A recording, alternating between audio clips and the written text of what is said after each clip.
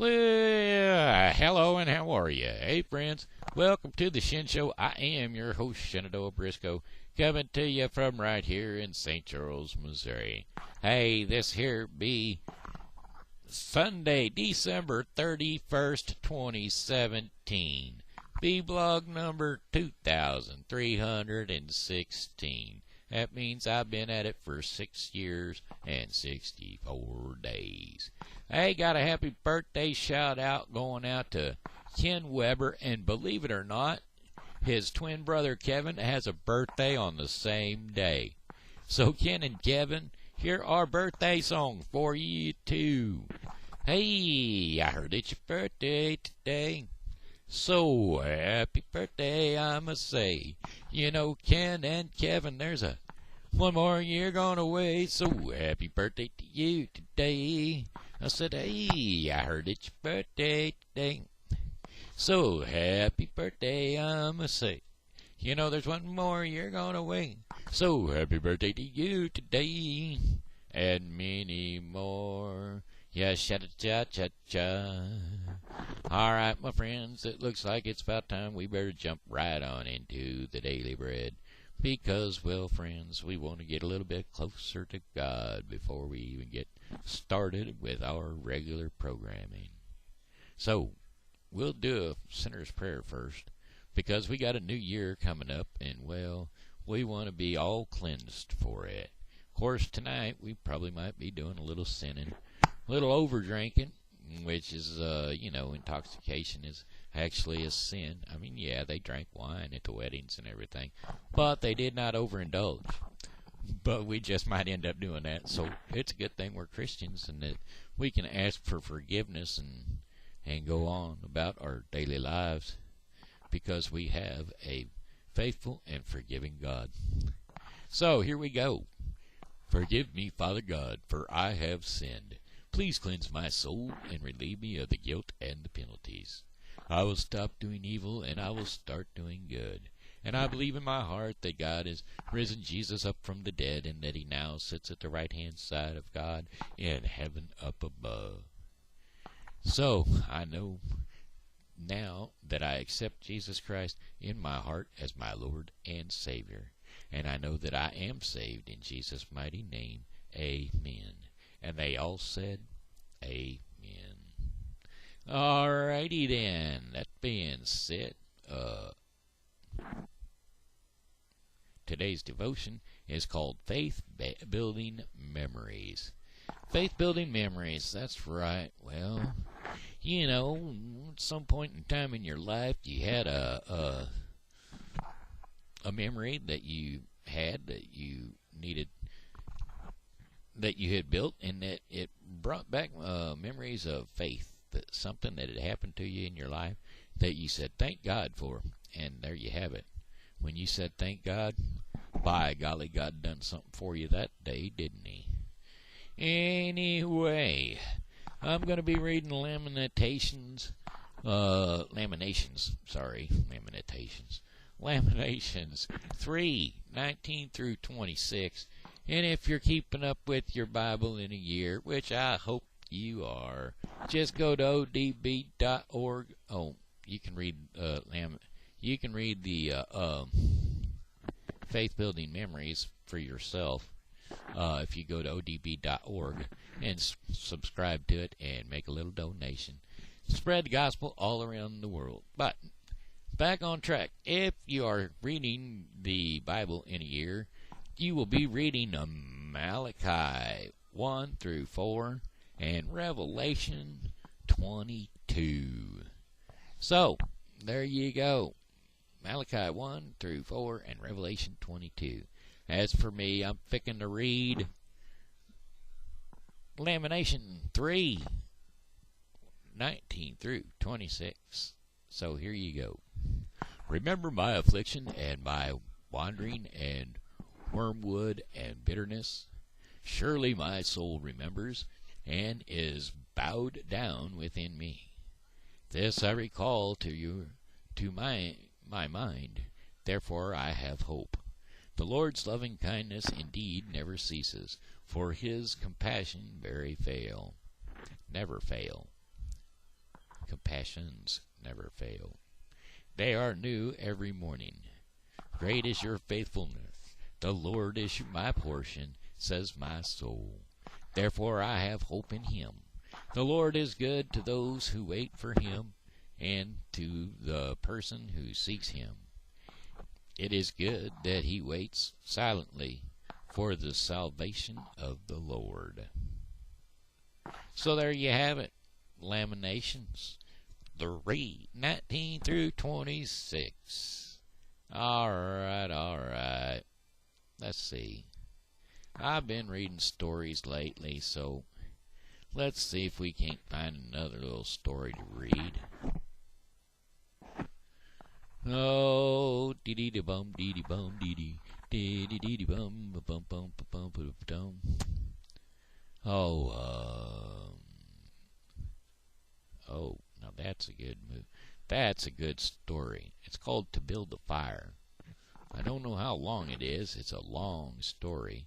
If you go to AmericanLiterature.com, you might be able to find To Build a Fire by Jack London. It's a good story, and it was, and I'm going to start it out for you. I may get tired of reading it, and so therefore I may not get the whole thing done, but we're going to start with it and see how far we get.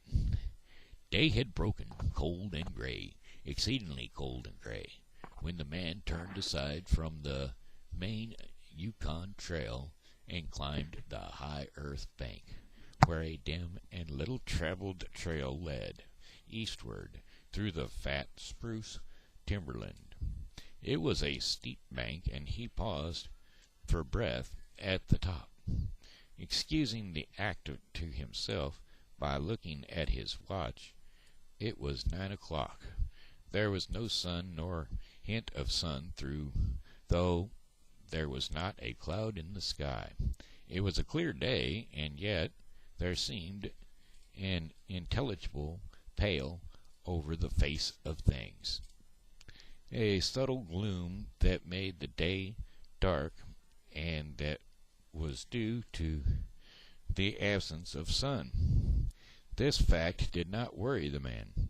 He was used to the lack of sun. It had been days since he had seen the sun, and he knew that a few more days must pass before that cheerful orb due south would just peep above the skyline and dip immediately from view.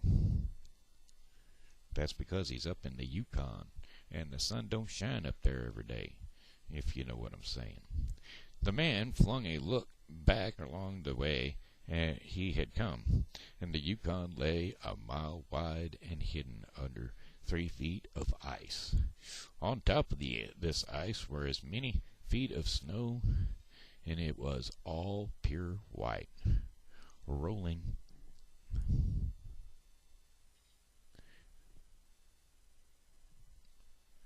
in gentle undulations, where the ice jams of the freeze-ups had formed north and south as far as his eyes could see.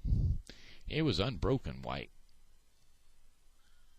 save for a dark hairline that curved and twisted from around the spruce-covered island to the south, and that curved and twisted away unto the north, where it did disappear behind another spruce-covered island. This dark hairline was the trail the main trail that led south 500 miles to the Calicut Pass, and Saltwater, and that led north 70 miles to Dawson, and still on to the north 1,000 miles to Nulato, and finally to St. Michael on Bering Strait, 1,000 miles and a 1,000 more. But all this, the mysterious, far-reaching hairline trail, the absence of sun from the sky, the tremendous cold, and the strangeness and weirdness of it all, made no impression on the man. It was not because he was long used to it. He was a newcomer in the land, and Chichikoku, and this was his first winter. The trouble with him was that he was without imagination. He was quick and alert in the things of life, but only in the things and not in the significance. 50 degrees below zero meant 80-odd degrees of frost. Such fact impressed him as being cold and uncomfortable, and that was all. It did not lead him to meditate upon his virility as a creature of temperature, and upon a man's virility in general, able only to live within certain narrow limits of heat and cold, and from there on it did not lead him to the conjectural field of immortality and man's place in the universe. 50 degrees below zero stood for a bit of frost that hurt, and that must be guarded against by the use of mittens, ear flaps, warm moccasins, and thick socks. 50 degrees below zero was to him just precisely 50 degrees below zero. That there should be anything more to it than that was a thought that never entered his head. As he turned to go on, he spat speculatively. There was a sharp explosive crackle that startled him. He spat again, and again. The air, before it could fall to the snow, the spit had crackled. He knew that 50 below spit crackled in the snow, but this spittle had crackled in the air. Undoubtedly, it was colder than 50 below. How much colder he did not know, but the temperature did not matter. He was bound for the old claim on the left fork of Henderson Creek, where the boys were already. They had come over across the divide from the Indian Creek country, while he had come the roundabout way to take a look at the possibilities of getting out logs in the spring from the island in the Yukon. He would be into camp about 6 o'clock, a bit after dark. It was true, but the boys would be there, and a fire would be going, and a hot supper would be ready. As for lunch, he pressed his hand against the protruding bundle under his jacket. It was also under his shirt, wrapped up in a handkerchief, and lying against the naked skin. It was the only way to keep the biscuits from freezing.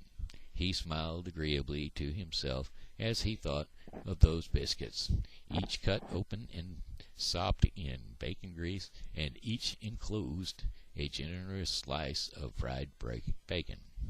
He plunged in among the big spruce trees, and the trail was faint, and a foot of snow had fallen since the last sled had passed over, and he was glad he was without a sled. Traveling light, in fact, he carried nothing but a lunch wrapped in the handkerchief. He was surprised, however, at the cold. It certainly was cold, he concluded, as he rubbed his numb nose and cheekbones with his mittened hand.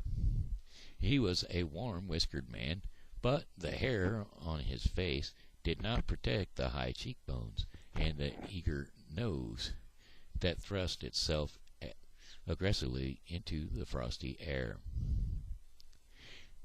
At the man's heels trotted a dog, a big native husky, the proper wolf dog, gray-coated and without any visible or temperamental difference from its brother, the wild wolf. The animal was depressed by the tremendous cold. It knew that it was no time for traveling. Its instincts told it a truer tale than was told to the man by the man's judgment. In reality, it was not merely colder than 50 degrees below zero. It was colder than 60 below, and then 70 below. It was 70 below zero, since the freezing point in this is 32 above zero. It meant that 100 degrees and 107 degrees of frost obtained. Now the dog did not know anything about thermometers possible in his brain. There was no sharp conscience of a condition of very cold, such as was in the man's brain. But the brute had its instincts. It experienced a vague but menacing appreciation that subdued it and made it slink along at the man's heels, and that made it question eagerly every unwanted movement of the man, as if expected him to go into camp or to seek shelter somewhere and build a fire. The dog had learned fire, and it wanted fire, or else to burrow under the snow and cuddle its warmth away from the air. The frozen moisture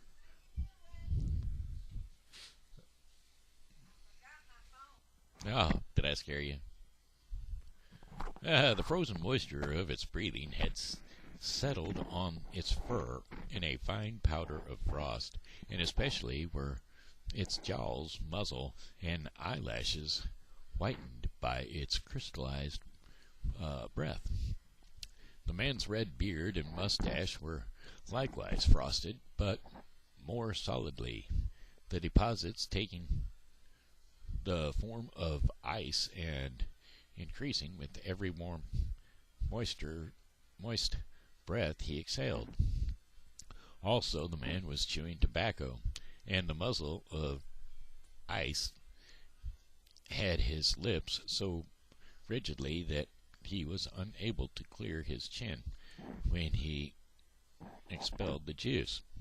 The result was that a crystal bead of the colored and solidly of amber was increasing its length on his chin.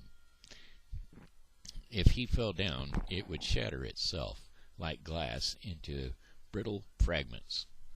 But he did not mind the appendage. It was the penalty of tobacco chewers paid in that country, and he had been out before in 2 cold snaps. They had not been so cold as this, he knew, but the spirit thermometer at 60 miles, he knew they had been registered at 50 below and 55. He held on, though, through the level stretch of woods for several miles, crossed a wide flat of Niagara Heads, and dropped down a bank into the frozen bed of a small stream. This was Henderson Creek, and he knew he was 10 miles from the Forks. He looked at his watch, and it was 10 o'clock. He was making 4 miles an hour, and he calculated that he would arrive at the Forks at 12:30. He decided to celebrate that event by eating his lunch there. The dog dropped in at his heels with a tail drooping discouragement as the man swung along the creek bed. The furrow of the old sled trails was plainly visible, but a dozen inches of snow covered the marks of the last runners. In a month, no man had come up or down that silent creek. The man held steadily on. he was not much giving to thinking, and just then particularly he had nothing to think about, save that he would eat lunch at the Fork, and that at 6 o'clock he would be in camp with the boys. There was nobody to talk to, and had there been speech would have been impossible because of the ice muzzle on his mouth. So he continued monotonously to chew tobacco and to increase the length of his amber beard. Once in a while, the thought reiterated itself that it was very cold, and that he had never experienced such cold. As he walked along, he rubbed his chin bones and nose with the back of his mittened hand. He did this automatically, now and again changing hands, but rub as he would, the instant he stopped his cheekbones went numb, and the following instant the end of his nose went numb. He was sure to frost his cheeks. He knew that and experienced a pang of regret that he had not devised a nose strap or the sort he was sure to frost his cheeks. He knew that and experienced a pang of regret that he had not devised a nose strap of the sort Bud wore in cold snaps. Such a strap passes across the cheeks as well and saves them, but it didn't matter much after all. What were frosted cheeks? A bit painful, that was all, and they were never serious. Empty as the man's mind was of thought, he was keenly observant, and he noticed the change in the creek. The curves had bends, and the timber jams, and always he sharply noted where he placed his feet. Once coming around a bend, he shied abruptly, like a startled horse, curved away from the place where he had been walking, and retreated several paces back along the trail. The creek, he knew, was frozen clear to the bottom. No creek could contain water in that Arctic winter, but he knew also that there were springs that bubbled out from the hillside and ran along under the snow and on top of the ice of the creek. He knew that the coldest snaps never froze these springs, and he knew likewise their dangers. They were traps. They hid pools of water under the snow that might be 3 inches deep or 3 feet. Sometimes a skin of ice half an inch thick covered them, and in turn was covered by the snow. Sometimes there were alternate layers of water and ice skin, so that when one broke through, he kept on breaking through for a while, sometimes wetting himself to the waist. That was why he had shied in such panic. He had felt the give under his feet and heard the crack of the snow, hidden ice skin. And to get his feet wet in such a temperature meant trouble and danger. At the very least, it meant delay, for he would be forced to stop and build a fire, and under its protection to bare his feet while he dried his socks and moccasins. He stood and studied the creek bed and its banks, and decided that the flow of water came from the right. He reflected a while, rubbing his nose and cheeks, then skirted to the left, stepping gingerly and testing the footing for each step. Once clear of the danger, he took a fresh chew of tobacco and swung along at his 4-mile gait. In the course of the next 2 hours, he came upon several similar traps, Usually the snow above the hidden pools had a sunken, candid appearance that advertised the danger. Once again, however, he had a close call, and once suspecting danger, he compelled the dog to go on in front. The dog did not want to go. It hung back until the man shoved it forward, and then it went quickly across the white unbroken surface. Suddenly it broke through, floundered to one side, and got away to firmer footing. It had wet its forefeet and legs, and almost immediately the water that clung to it turned to ice, and made quick efforts to lick the ice off its legs, then dropped down into the snow and began to bite out the ice that had formed between its toes. This was a matter of instinct.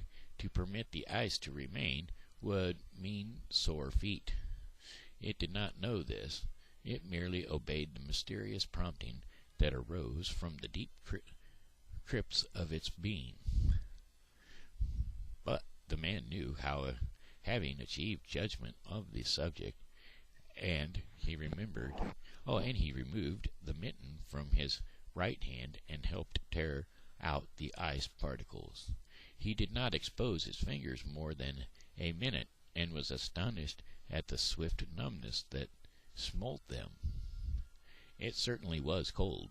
He pulled on the mitten hastily, and beat the hand savagely across his chest. At 12 o'clock the day was at its brightest, yet the sun was too far south on its winter journey to clear the horizon. The bulge of the earth intervened between it and Henderson Creek, where the man walked under a clear sky at noon, and cast no shadow. At 12:30 to the minute, he arrived at the forks of the creek. He was pleased at the speed he had made. If he kept up, he would certainly be with the boys by 6 o'clock. He unbuttoned his jacket and shirt and drew forth his lunch. The action consumed no more than a quarter of a minute, yet in that brief moment the numbness laid hold of the exposed fingers. He did not put the mitten on, but instead stuck the fingers a dozen sharp smashes against his leg.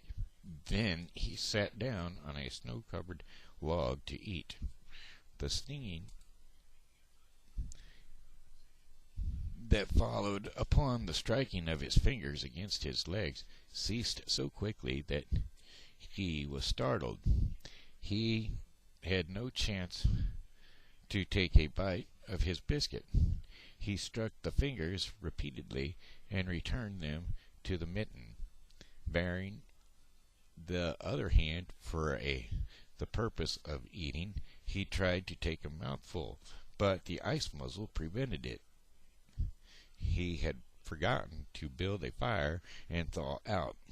He chuckled at his foolishness, and as he chuckled, he noted the numbness creeping into the exposed fingers also.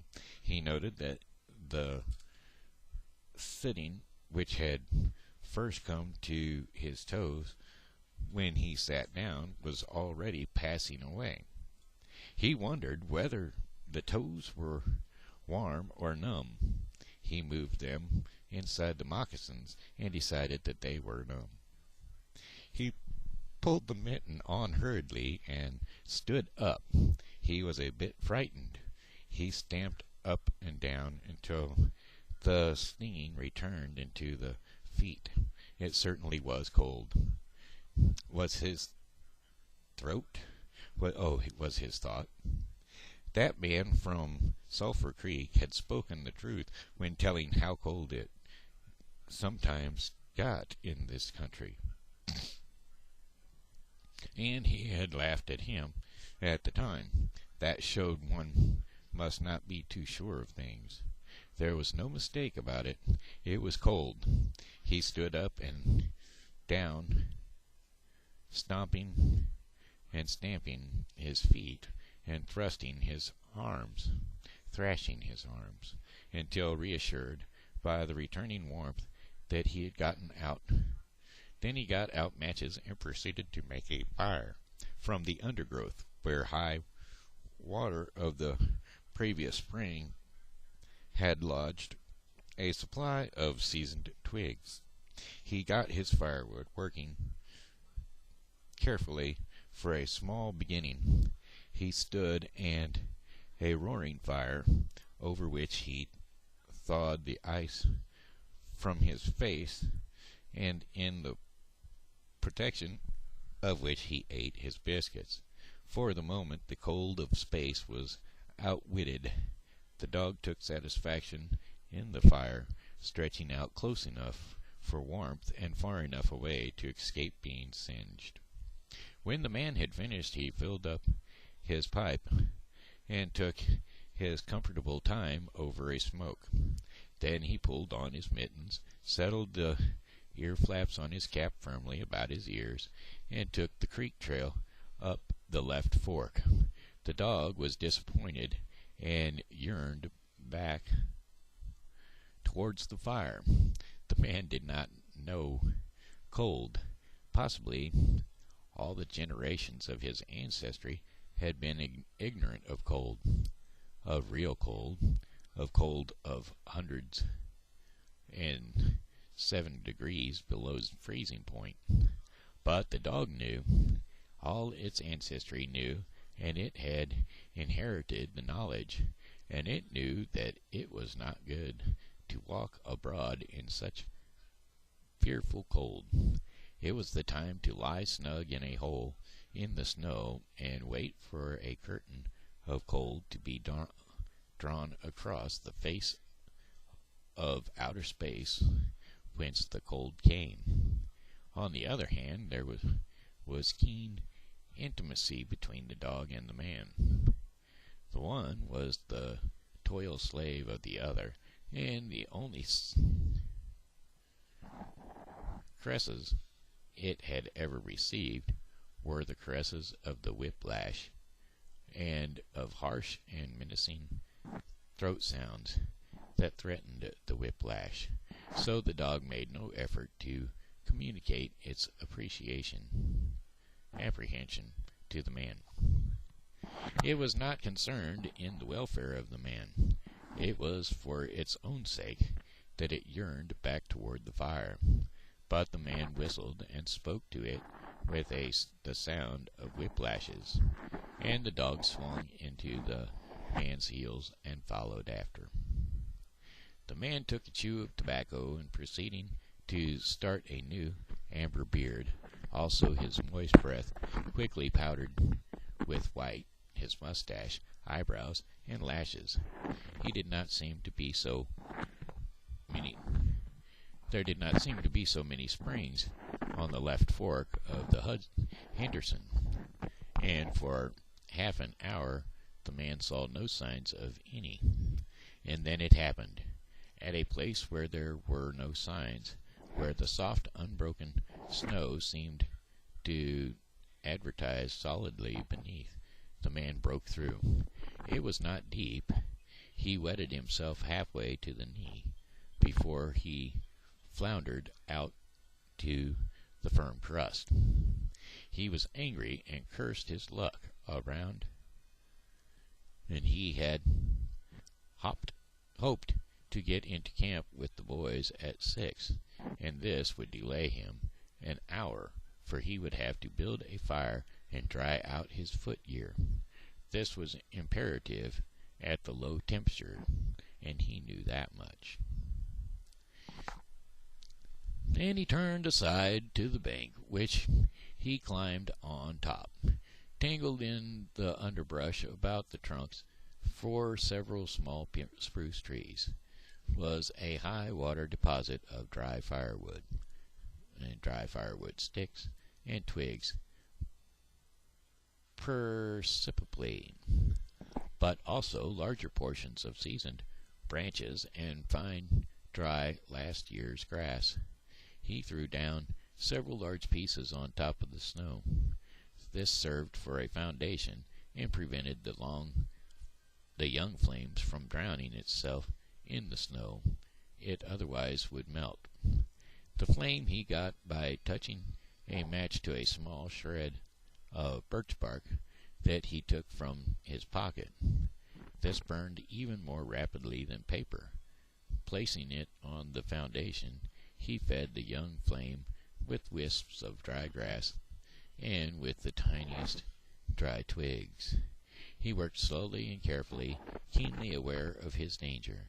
Gradually, as the flames grew stronger, he increased the size of twigs with which he fed it.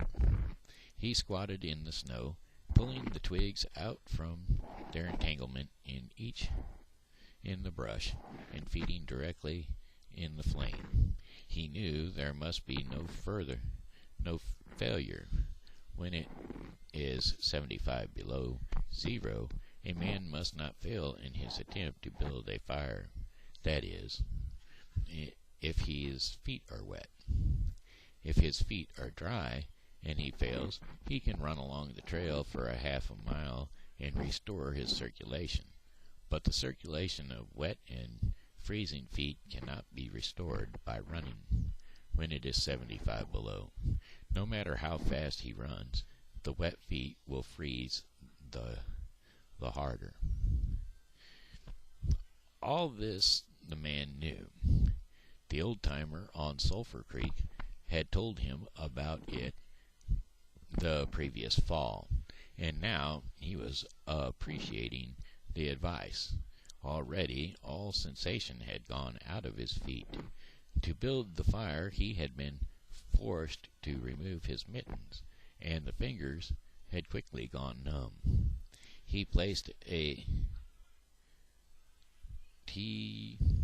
his pace of 4 miles an hour had kept his heart pumping blood to the surface of his body and to all the extremities. But the instant he stopped, the action of the pump eased down, and the cold of space smote the unprotected tips of the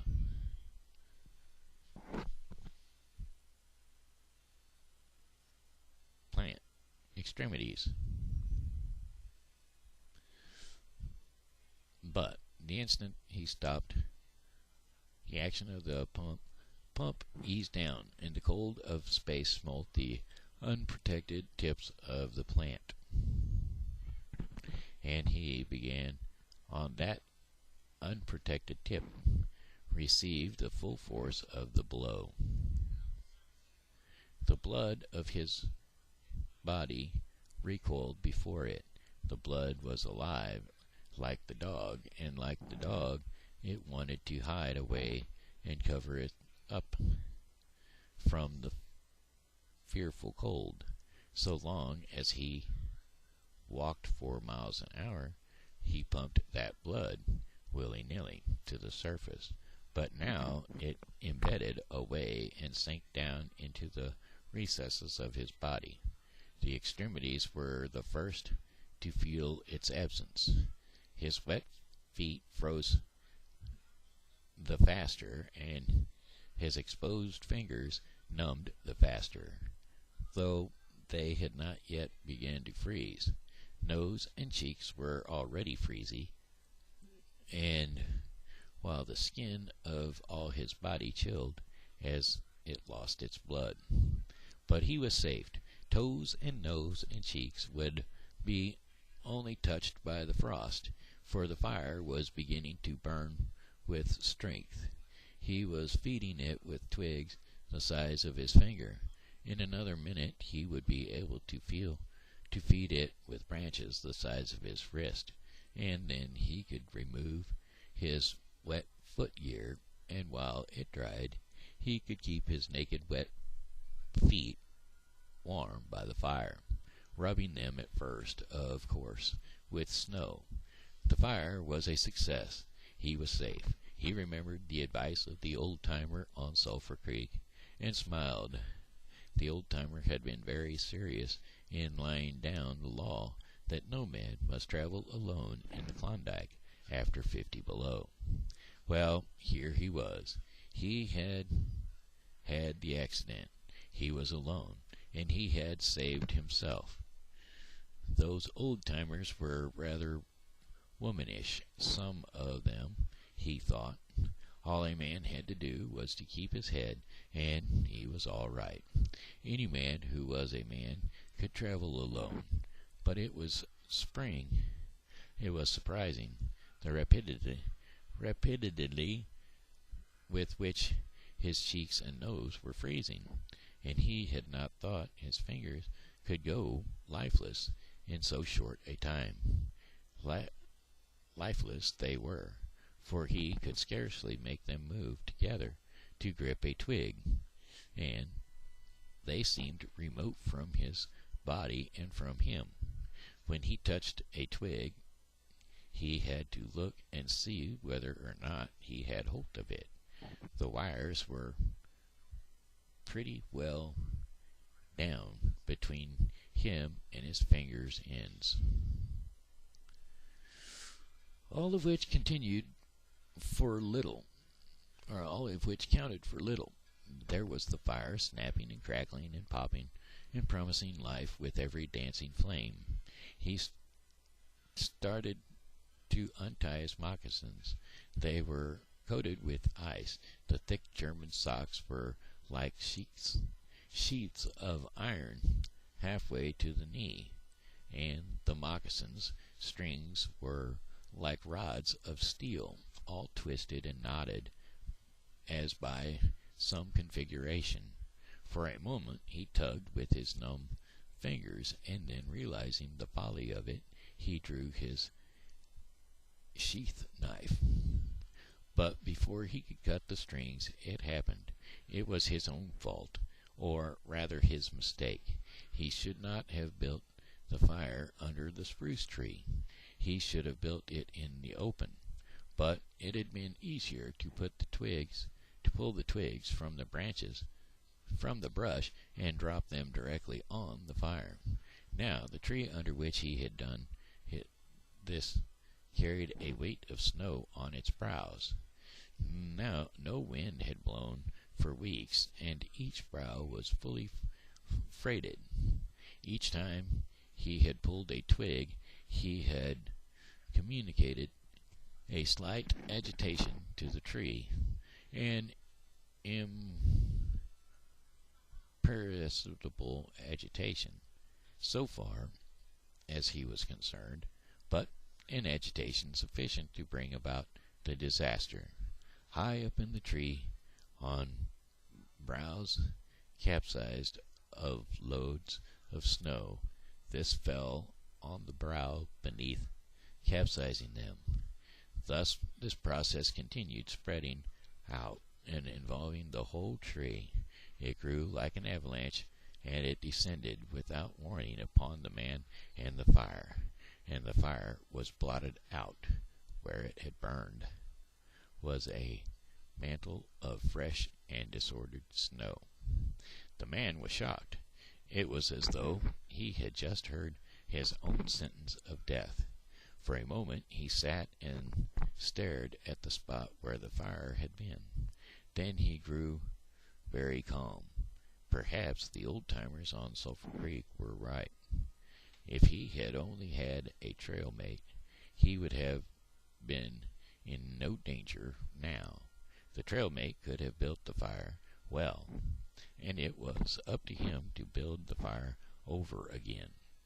And this second time there must be no failure. Even if he succeeded, he would most likely lose some toes. His feet must be badly frozen by now, and there would be some time before the second fire was ready. Such were his thoughts, but he did not sit and think them.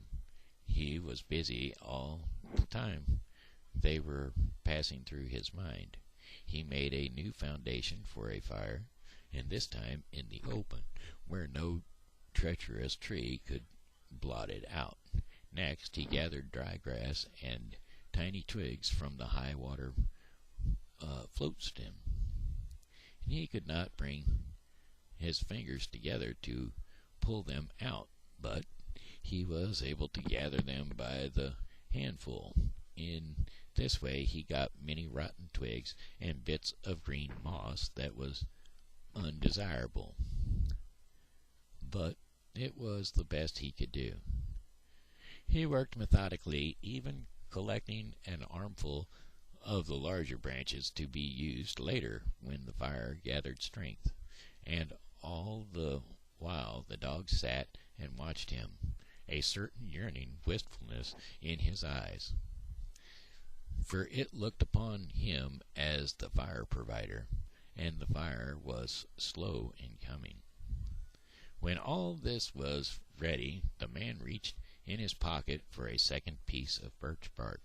He knew the bark was there, and though he could not feel it, his fingers, he could hear its crisp rustling as he fumbled for it. Try as he would, he could not clutch hold of it, and all the time in his consciousness was the knowledge that each instant his feet were freezing. This thought tended to put him in a panic, but he fought against it and kept calm. He pulled on his mittens with his teeth and thrashed his arms back and forth, biting his hands with all his might against his side, beating his hands against his sides. And he did this sitting down, and he stood up to do it, and all the while the dog sat in the snow, its wolf brush of a tail curled around warmly over its 4 feet, its sharp wolf ears perked forward intently as it watched the man. And the man, as he beat and thrashed with his arms and hands, felt a great surge of envy as he regarded the creature that was warm and secure in its natural covering. After a time he was aware of the first far-away signals of sensation in his beaten fingers, and the faint tingling grew stronger till it evolved into a stinging ache that was excruciating, but which the man hailed with satisfaction. He stripped the mittens from his right hand and fetched forth the birch bark. The exposed fingers were quickly going numb again. Next he brought out his bunch of sulphur matches, but the tremendous cold had already driven the life out of his fingers. In this effort to separate one match from the others, the whole bunch fell into the snow. He tried to pick it out of the snow, but failed. The dead fingers could neither touch nor clutch. He was very careful. He drove the thought of his freezing feet and nose and cheeks out of his mind, devoting his whole soul to the matches. He watched, using the sense of vision in place of that of a torch, and when he saw his fingers on each side the sole to the matches, he closed them. That is, he willed to close them, for the wires were drawn, and the fingers did not obey. He pulled the mitten on the right hand and beat it fiercely against his knee. Then, with both mittened hands, he scooped the bunch of matches along with much snow into his lap. Yet he was no better off. After some manipulation, he managed to get the bunch between the heels of his mitted hands. In this fashion, he carried it to his mouth. The ice crackled and snapped when, by a violent effort, he opened his mouth. He drew the lower jaw and curled the upper lip out of the way and scraped the bunch with his upper teeth in order to separate a match. He succeeded in getting one, which he dropped on his lap, and he was no better off. He could not pick it up. Then he devised a way. He picked it up in his teeth and scratched it on his leg. 20 times he scratched before he succeeded in lighting it, and as it flamed he held it with his teeth to the birch bark. But the burning brimstone went up his nostrils and into his lungs, causing him to cough. Simultaneously, the match fell into the snow and went out. The old-timer on Sulphur Creek was right, he thought, in the moment of controlled despair that ensued. After 50 below, a man should travel with a partner. He beat his hands, but failed in exciting any sensation. Suddenly he bared both hands, removing the mittens with his teeth. He caught the whole bunch between the heels of his hands. His arm muscles, not being frozen, enabled him to press the hand heels tightly against the matches. Then he scratched the bunch along his leg. It flared into flame. 70 sulphur matches at once. There was no wind to blow them out. He kept his head to one side to escape the strange strangling fumes, and held the blazing bunch in the birch bark. As he so held it, he became aware of the sensation in his hands. His flesh was burning. He could smell it. Deep down below the surface he could feel it. The sensation developed into pain that grew acute, and still he endured it, holding the flame of the matches clumsily to the bark that would not light readily, because his own burning hands were in the way, absorbing most of the flame. At last, when he could endure no more, he jerked his hands apart, and the blazing matches fell sizzling into the snow. But the birch bark was lit, and he began laying dry grass and the tiniest twigs on the flames. He could not pick and choose, for he had to lift the fuel between the heels of his hands. Small pieces of rotten wood and green moss clung to the twigs, and he bit them off as well as he could with his teeth. He cherished the flame carefully and awkwardly. It meant life, and it must not perish. The withdrawal of blood from the surface of his body now made him begin to shiver, and he grew more awkward. A large piece of green moss fell squarely on the little fire. He tried to poke it out with his fingers, but his shivering frame made him poke it too far, and he disrupted the nucleus of the little fire. The burning grass and the tiny twigs separating and scattered. He tried to poke them together again, but in spite of the tension of the efforts, his shivering got away with him, and the twigs were hopelessly scattered. Each twig gushed a puff of smoke and went out. The fire provider had failed.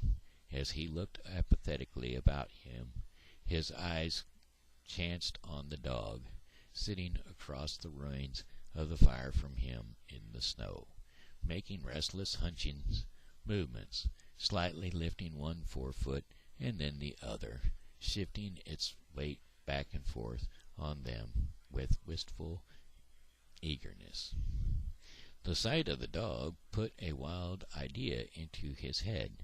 He remembered the tale of the man caught in a blizzard, who killed a steer and crawled inside the carcass, and so was saved. He would kill the dog and bury his hands in the warm body until the numbness went out of them. Then he could build another fire. He spoke to the dog, calling it to him, but in his voice was a strange note of fear that frightened the animal, who had never known the man to speak in such a way before. Something was the matter, and its suspicions nature sensed danger. It knew not what danger, but somewhere, somehow, in its brain arose an apprehension of the man, and it flattened its ears down at the sound of the man's voice, and its restless haunch movements and the lifting and shifting of its forefeet became more pronounced. But it would not come to the man. He got on his hands and knees and crawled toward the dog. This unusual posture again excited suspicion, and the animal slided menacingly away. All right, that's about where I'm going to give up on it, folks. You can go ahead and finish the reading of